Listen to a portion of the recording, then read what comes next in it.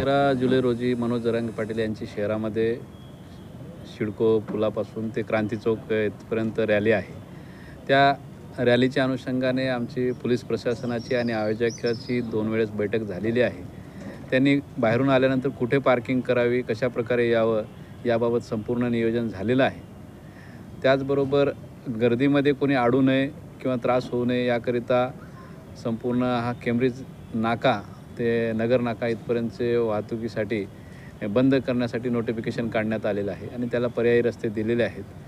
जे बाहेरून येणार आहेत त्यांच्यासाठी अयोध्यानगरी आहे, जमीनदार लॉन्स आहे, रुबिट कंपनी आहे, कलाग्रामचं मैदान आहे. या ठिकाणी आपण पार्किंग करत आहोत आणि व्यवस्थित योग्य तो बंदोबस्त सिल्लोडकडून येणारे हे जे वाहनं आहेत, जे रॅलीसाठी येणारे आहेत, हे वाहनं हे कलाग्राम या ठिकाणी थांबतील किंवा मिलेनियम पार्कचं रुपीट कंपनी आहे तिथे थांबतील. आणि जे बाहेरून येणारे वाहनं म्हणजे बसेस वगैरे जे आहेत त्यांचंही नियोजन केलं जाईल.